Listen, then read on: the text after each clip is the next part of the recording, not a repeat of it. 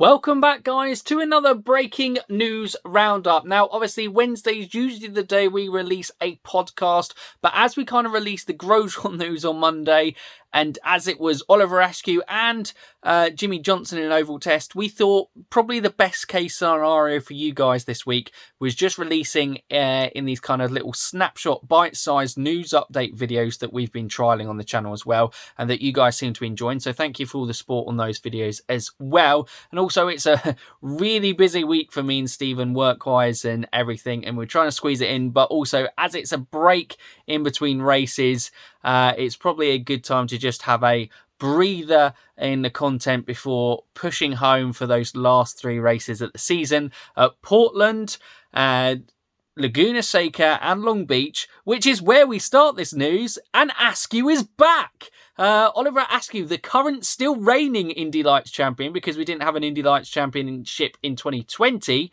obviously was with Arrow McLaren SP in 2020 before being let go and replaced by Felix Rosenqvist. He has appeared for Arrow McLaren SP when he replaced or stepped in for Felix Rosenqvist's injury on day 2 of Detroit, as he was racing sports cars, I believe, that weekend. So he stepped into the fold on the Sunday, and then he's also appeared for Ed Carpenter Racing, replacing the injured Rinus VK, who had hurt his collarbone during a cycling accident. But he is now back with a team that he's tested with after those 2 returns, with Rahal Letterman Lanigan Racing in the number 45 car, which will be the 3rd different driver of the number 45 car this season. Santino Ferrucci has driven it the most, obviously being the team's Indy 500 entry this year, and also running at the Music City GP and Detroit. He was very solid, and also ran No,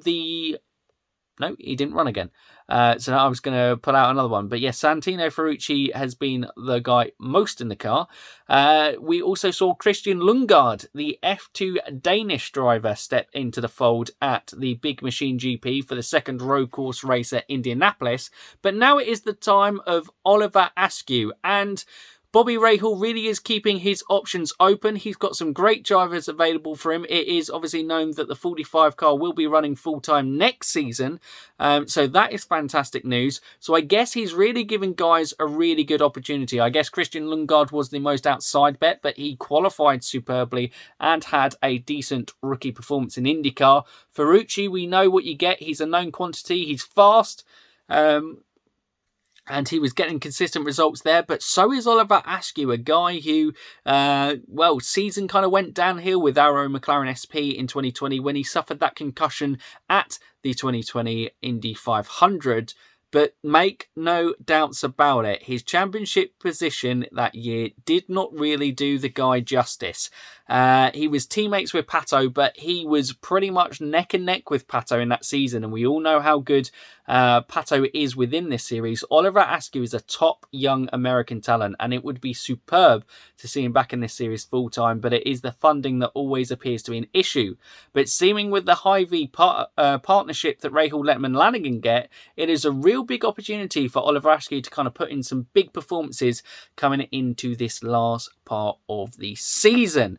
So I'm really excited to see. There are 3 tracks technically that are rookie to him during his 2020 season, because neither of these 3 tracks made it onto the 2020 COVID affected calendar. So it's going to be really excited to see how he adapts to those tracks. But I really like Oliver Askew. I think he's a great guy. He's a great talent. He won the Indy Lights Championship. So for me, Rinus VK has done superb and was runner-up to Askew in that series. I think if you give him a full season without obviously any kind of medical concerns like he suffered with a concussion, I think you'll really see a top driver who, if he keeps performing, could be a driver in the series there. So I'm going to be rooting for Askew. I'd love to see him secure this number 45 seat going forward for the 2021 season. 2022 season. We are in the 2021 season.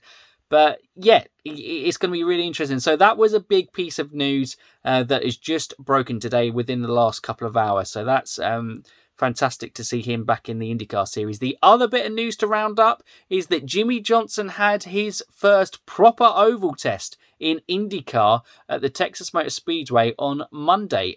He had Scott Dixon with him, kind of orienteering, kind of doing the shakedown of the car before. This was kind of like the orientation test for Jimmie Johnson, and obviously the Chip Ganassi driver coach on hand, and, well, IndyCar legend, you could say, Dario Franchitti, was on hand to help Jimmie Johnson out, and the test went very well. He said he's going to need more oval tests, but he actually probably felt more comfortable, which makes a lot of sense because the NASCAR success that Jimmie had, a lot of it was on oval tracks. I believe he only had the one road course win during his NASCAR career.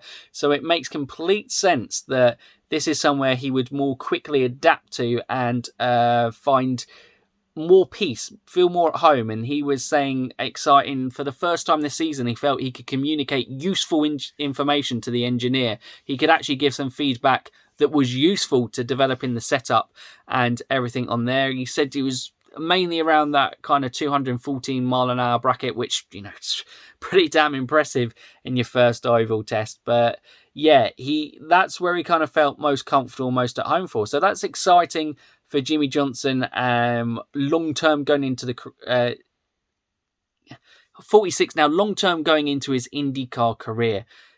He said, as long as the sponsors will back him and Chip Ganassi will have him, he wants to stay in IndyCar for as long as possible. 46 now, but obviously Helio Castroneves is a Indy 500 winner at the age of 46. But Jimmie Johnson isn't really here. I don't think anyone's kidding themselves. Jimmie Johnson isn't here to challenge for an IndyCar championship. He isn't here. Well, he might be able to challenge for an Indy 500. You never know. It's a one-off race, and as they always say, the Indianapolis Motor Speedway chooses its winner, and Jimmie might be lucky to be chosen the winner by the Speedway. We never know, but it's certainly somewhere he might feel more comfortable with. He's definitely going to be running the 500 next year, but I think if he gets another oval test in, you may see him run full-time next year as well. But that doesn't affect Tony Kanaan's ride. That will just kind of sort something and extra sponsorship to go from there. So it's a little more tricky in securing a full-time drive because obviously Tony Kanaan has that contract with the 48 car for the ovals. It's easier to get together an entry for the Indy 500, but it may be difficult getting Carvana to get two loads of sponsorships forwards for, well, I suppose Tony Kanaan's had the Bryant sponsorship and the American Legion. This is me going off on a tangent with everything like that. But the main thing is it was a really positive test. And I think it would be exciting to see Jimmie on an oval because that's when you can really see, you know, Jimmie Johnson at his best.